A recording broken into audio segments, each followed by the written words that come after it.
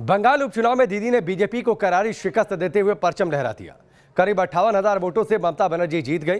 अब नंदीग्राम से हारने के जख्म पर मरहम भी लग चुका है, लेकिन दीदी का बदला अभी खत्म नहीं हुआ। अब सियासी गलियारे में सवाल उठने लगे हैं कि दीदी अब लुटियन में डेरा डाल सकती हैं, लेकिन सवाल ये कि क्या राष्ट्रीय राजनीति में राहुल गांधी से बड़ा चेहरा वो बन पाएंगे।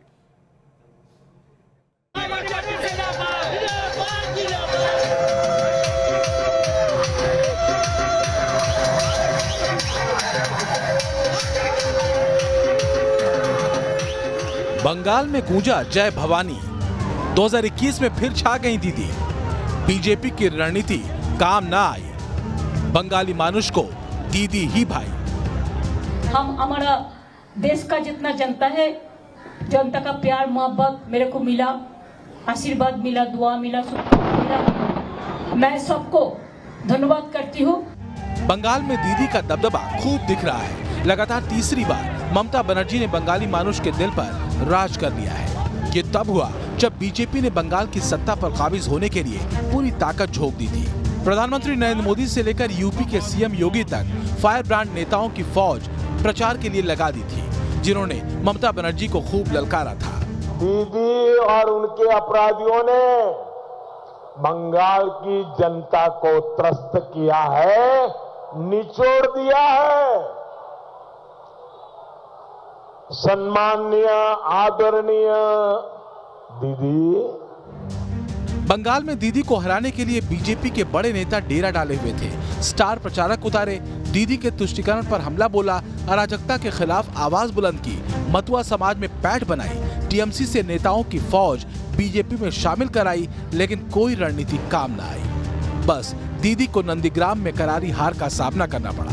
टीएमसी छोड़कर बीजेपी में शामिल हुए शुवेंदु अधिकारी ने उसी नंदीग्राम में हरा दिया, जहां आंदोलन करके दीदी बंगाल की सत्ता पर काबिज हुई थी। हार के बाद भी ममता बनर्जी का हौसला टूटा नहीं, क्योंकि उन्हें पता था सीएम वही रहने वाली हैं। जीत का क्या है, कहीं से भी जीत जाएंगी।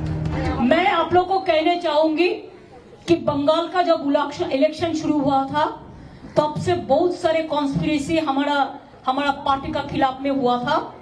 पूरा सेंट्रल गवर्नमेंट पूरा कॉन्स्पिरेसी करके हम लोग को हटाने का बंदोबस्त किया था, लेकिन हम लोग आभारी हूँ पब्लिक के ऊपर कि जनता ने हम लोग को जीत दिया था।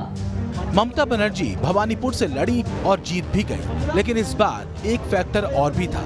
न तो सामने शुवेंदु अधिकारी जैसा दमदार नेता था, और न ही इस बार प्रधानमंत्री नरेंद्र मोदी ने प्रचार किया था।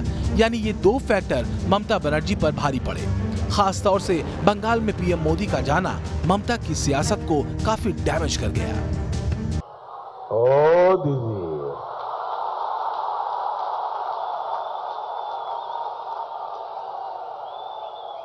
दीदी, ओ दीदी, कितना विश्वास किया था बंगाल के लोगों ने आप पर। आपने बंगाल के लोगों का विश्वास तोड़ दिया। ममता बनर्जी भी इस बात को बखूबी जानती थी। अगर बंगाल में बीजेपी दम दिखा रही थी तो पीएम मोदी की बदौलत, क्योंकि बीजेपी के पास सबसे बड़ा चेहरा मोदी ही है, जो जब आते हैं जनाधार का तूफान ले आते हैं। हाँ, यह अलग बात है कि बीजेपी ने बंगाल में कमाल तो दिखाया, लेकिन आखिरी वक्त पर दीदी के चोट खेला ने बीजेपी का गणित बिगाड़ दिया। टीएमसी जीत गई, दीदी सीएम बन गई, लेकिन ये सिर्फ बंगाल की बात है। लेकिन दीदी इस उपलब्धि से राष्ट्रीय राजनीति में प्रधानमंत्री मोदी से मुकाबले के बारे में सोच रही हैं, तो उन्हें इन आंकड़ों पर गौर भी करना होगा। 2014 लोकसभा चुनाव में बंगाल की 42 लोकसभा सीटों में से टीएमसी को 34 सीटें मिली थी, जबकि बीजेपी को 2 सीटें ही मिल पाई थी, जबकि लेफ्ट को 2 और कांग्रेस को 4 सीटें मिली थी। इसके बाद 2019 लोकसभा चुनाव में तस्वीर बदली। टीएमसी को 22, बीजेपी को 18 सीटें मिली, जबकि लेफ्ट का खाता भी नहीं खुला। तब कांग्रेस को 2 सीटें मिली थी।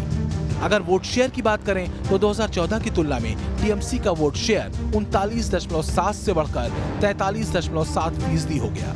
वहीं बीजेपी का वोट शेयर जबरदस्त बढ़ा, 17% से बढ़कर 40.2% हो गया, यानी टीएमसी से महज 3% कम। जबकि लेफ्ट का वोट शेयर 29.9 से घटकर 7.5% जा पहुंचा। उधर कांग्रेस की हालत और भी खराब हो गई। वोट शेयर 9.6 से 5.5% रह गया। तो ममता बनर्जी विकल्प बनेगी, नई विकल्प बनेगी, ये हालात पर निर्भर करता है। उस समय 2024 आते आते भी 1.5-2 साल का पूरा वक्त बचा हुआ है। अभी उत्तर प्रदेश के चुनाव के परिणामों के बाद राष्ट्रपति के चुनाव होने, राष्ट्रपति के चुनाव में भारतीय जनता पार्टी कहाँ खड़ी है, उन सारे चीज़ों से ही एक नया समीकरण देश की राजनीति। बंगाल में टीएमसी भले ही सबसे बड़ी पार्टी हो, लेकिन बीजेपी बंगाल में नंबर 2 पार्टी बन चुकी है। बीजेपी का दबदबा तेजी से बढ़ रहा है। पिछले विधानसभा में 3 सीटों से बीजेपी 76 सीटों तक जा पहुंची। बीजेपी का वोट शेयर 28% तक बढ़ गया। ये सब कुछ प्रधानमंत्री नरेंद्र मोदी की साख से हुआ। बंगाल में भी बीजेपी के लिए चेहरा पीएम मोदी ही बने, जो राष्ट्रीय राजनीति में देश का सबसे लोकप्रिय चेहरा है। ऐसे में दीदी का बंगाल वाला जादू राष्ट्रीय राजनीति में कितना दिखेगा, फिलहाल कुछ कहा नहीं जा सकता, क्योंकि क्षेत्रीय राजनीति और राष्ट्रीय राजनीति में जमीन आसमान का अंतर होता है। लेकिन ये भी सच है कि राष्ट्रीय राजनीति का द्वार भी क्षेत्रीय राजनीति से खुलता है, जैसे पीएम मोदी के लिए गुजरात से दिल्ली का दरवाजा खुला।